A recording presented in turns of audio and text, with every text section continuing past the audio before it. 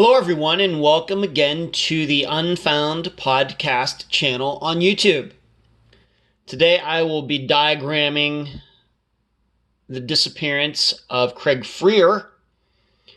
And just in going over my notes and looking back at his disappearance, for some reason, I tend to forget that this disappearance is now 16 years old. It's getting very close to the average age of a disappearance that we cover on the program.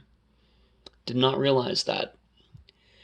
But what you are looking at on your screen is at least one route that Craig could have taken from where he was down here in the bottom of the screen at the Cambridge Manor Drive.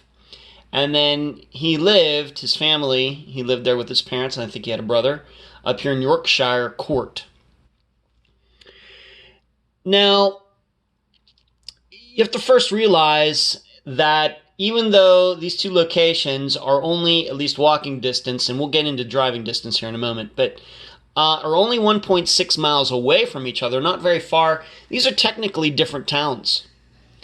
This area down here is Scotia, New York, and the area up here where he lived is actually Glenville. And going back and thinking about that disappearance, I think there was a jurisdictional issue back at the time as to who was going to be responsible for looking into his disappearance, where the missing persons report was going to be filed, etc.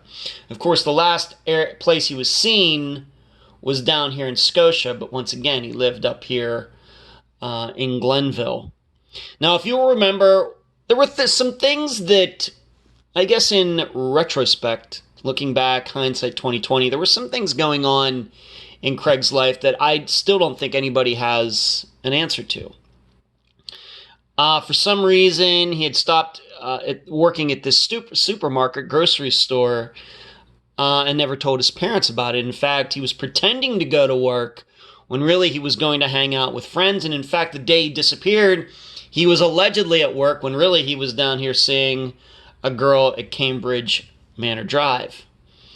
Also, for some reason I forgot this, is that he seemingly on the day he disappeared, he left his wallet and some money at home. So maybe you want to think about that. And there was still this issue of him being at a party. I think it was some sort of graduation party, something like that, where he was on the phone with somebody, and the conversation seemed to be very heated. It might have been with a girlfriend that he had broken up with recently, but still, all these years later, nobody is 100% sure. And there have been a lot of rumors regarding that. In fact, I've seen on the Craig Frear page, or somewhere on Facebook, that the woman who hosted that party has explained that or something, but then even her explanation is different than everything else that has been out there over the years. So I'm not sure what to make of it. And you should also know something. I interviewed Craig's mother, Veronica, for this episode way back in the summer of 2017. I want you to know I've not spoken to her since that day. Now, I've tried to contact her, to follow up with her back at the time. She never got back to me. I've not tried contacting her probably in a couple years. Why that is, I don't know.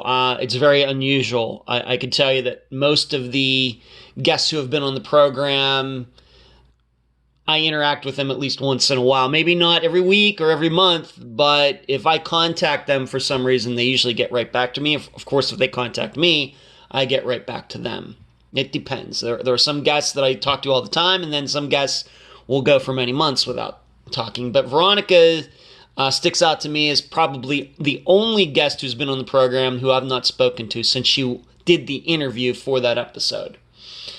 Also, to remind you, within the last couple years, that Craig's father passed away, and there were a lot of allegations thrown at him from the public regarding Craig's disappearance. So just want you to remember some of those points as I go through this. Once again, here is where Craig was on the day he disappeared. His car was there. In fact, his car continued to be there after he disappeared. And what happened that day, seemingly, allegedly, is that somehow the parents found out that he wasn't at work and tracked him down using a cell phone or somehow, and figured out that this is where he was. And his father went out to look for him, look around for him, or get him. And the father also ended up, with the help of Veronica, ended up at Cambridge Manor Drive. And allegedly, his father was outside in the parking lot while Craig was inside this apartment. But somehow, Craig managed to leave that apartment without his father seeing and not coming to his car. One of the theories that has been thrown out there is maybe Craig came out, saw his father, but his father didn't see him, and Craig decided he was going to walk in a different direction to avoid his father, and of course the crap he would get for saying that he went to work when he didn't, and had been doing that for a while. But this is where he was, and this is one of the routes that he could have taken if he was headed home. There's no proof that he was headed home. There's only the suspicion that, being that his parents were looking for him, that he was headed home. Of course, another route that he could have taken was, this is a railroad right here. He could have just walked the railroad until he got down into this general area and maybe been able to walk straight through these woods. I've never been there, so I don't know what kind of terrain it is. But just straight up here and walk directly to his house. Certainly possible. Of course, this disappearance is still unsolved. Craig's remains have never been found. He's never been found alive or deceased. So something within all of that, something went wrong. As I stated before, some people believe that maybe that he and Craig and his father, instead of the stories that Craig avoided his father, maybe they did have a run-in in that parking lot. Something happened, and Craig's father hurt him in some way. Certainly, that happens. It does happen. And you have to remember, Craig was 17 years old. He could certainly fight for himself, but we just don't know. Another theory is that Craig actually did make it home that day, and then something happened at his house, and that's why his wallet and that money were then found at his house later. If that is true. You know, the funny thing is, in reading about that in an article that I found, I don't remember that being a topic during my discussion with Veronica. I will admit I did not go back and listen to the entire interview before doing this video, but that's something that I don't remember us talking about. Maybe we did. So let's maybe look at another possibility here regarding all of this. It certainly could be that Craig just walked out of his life. Certainly could be. There was something going on with him. I'm not saying he would be the first teenager to pretend he was going to work when he wasn't. But there might have been some other things going on with him. Maybe he was in a depressed state. We can think at Devin Bond's disappearance that ended up being a suicide, where he shot himself in some woods not far from his house. And that seemed to be over the breakup of a relationship, or a girl that he liked. Her parents weren't going to allow him to see her anymore, something like that. Maybe this is the same situation. And so in thinking about that, it very well may be that he walked away, but we have to remember that the Mohawk River is right here. And this is where Cambridge Manor Drive is. And could it be that he did walk these railroad tracks, but walked down here to the Mohawk River and maybe jumped off of this bridge that is there into the water? No proof of that. But I think that that is a viable choice at this point, especially since it's 16 years later and there's been no movement. I do know that There was a guy in the area who a few years ago was trying to take on looking into this. I think he got sidetracked with some personal issues that were going on in his life. I really can't comment on that. That's his life, not mine. But this certainly would be a disappearance that needs a new set of eyes on it, because surely nobody in law enforcement in this area of New York is looking into it. Whoops, hit the tripod. Okay, let me just show you something else, though. This is once again a map of how he would have walked. Well, let me show you the quickest way to drive from Cambridge Manor to Yorkshire Court. It would be this direction. I have to zoom up. So you can see it's a little bit more roundabout.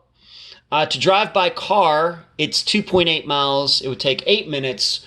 Whereas if you were to walk it, once again going back to the walk function on Google Maps, it takes 32 minutes, but distance-wise, it's a lot shorter.